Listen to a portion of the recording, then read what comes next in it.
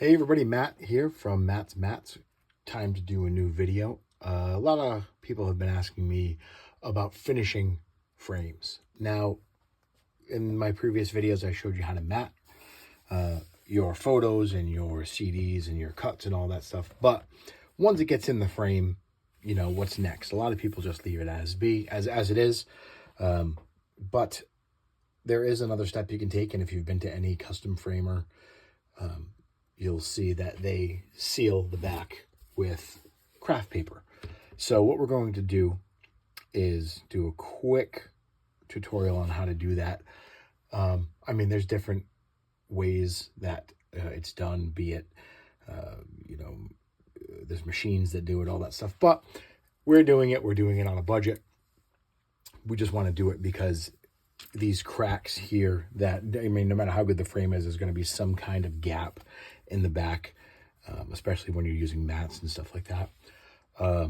But it will protect the back from bugs. It'll protect the back from dust, potential moisture. But it's just, and it also gives it a nice finishing touch. So if you're actually giving this as a gift, it looks a little bit nicer. This is just a frame that I had that I put this Taylor Swift CD in. So all you're going to need for this is some double-sided tape, our trusty double-sided tape, which we get from Dollar Tree, or you get the better one. You know, we have a Hobby Lobby close by here, so sometimes you get it from there. Some craft paper, which you can also get at the Dollar Tree, Dollar Store, whatever you have around. I have an enormous roll that I get from an online supplier because I wrap all of my stuff with it when I'm mailing it out. And an X-Acto or a box cutter. Very, very, very simple.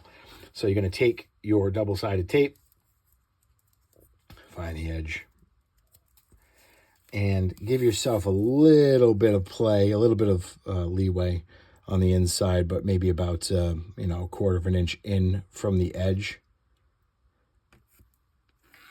Run your tape along each outside edge. You can go closer to the edge if you want, but I mean, you just want to get this area covered. And when you're doing this, just be careful not to cut the back of the frame too much. Now, this particular frame has loops right here, if you can see them, for hanging, but there's plenty of space in the top for either a putting some additional loops or a claw hanger.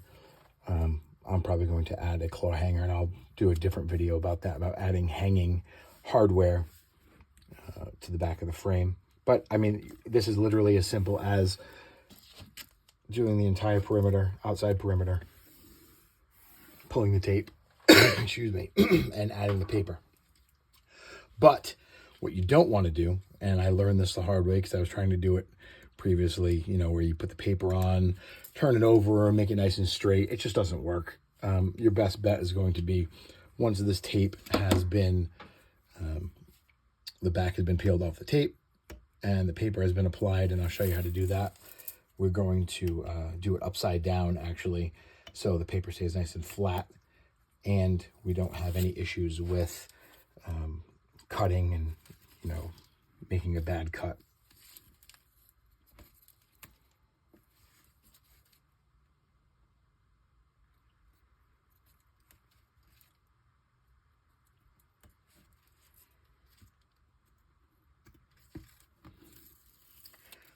Once all the tape back is gone, we're going to roll out our craft paper. And again, like I said, I mean, you might be able to find it at a craft store or, a shipping store or a restaurant store even. I used to buy it at a restaurant depot close by to me. Comes in different sizes. But what you're going to want to do is, first move the picture out of the way. And we're going to roll out. Like I said, I have it on standby at all times. So roll it out, make sure it's nice and flat, and place the photo directly on top. Now, I don't want to waste. Give it a good press all the way around. cut the excess from the initial roll. Roll this back up. And then, like I said, I used to try and flip it over and cut it straight. It just never works. So what you're going to do is angle it towards the inside back of the frame and just follow the frame with your blade, whether it be an X-Acto or a box cutter. Again, do the same here. Angle it in. Gives you a nice straight edge. Angle it in. I want to be sure that you keep all the edges neat. So if you can remove the paper as you're cutting, that'd be great. But like I said, I've been doing this for a bit and I can do it this way. So all the paper's gone.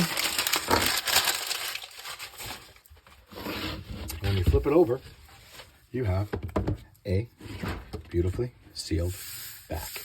Now, some of this hardware that was here, just be mindful of it. What you can do if you're not going to add additional hardware is punch a little hole here and pull the hang tabs out. You can remove them if they're removable. What I'm going to do to this one, like I said, is add a claw hanger to the top. It requires just a little bit of measurement to make sure it's in the middle and level. But that's it. Hope this helps. Again, this is a great way to make everything look finished if you're trying to impress somebody or give it as a gift. I often will mount the COAs to the back of these finished frames, as well as a little stamp of my work. Hope you find this helpful. Have a great day.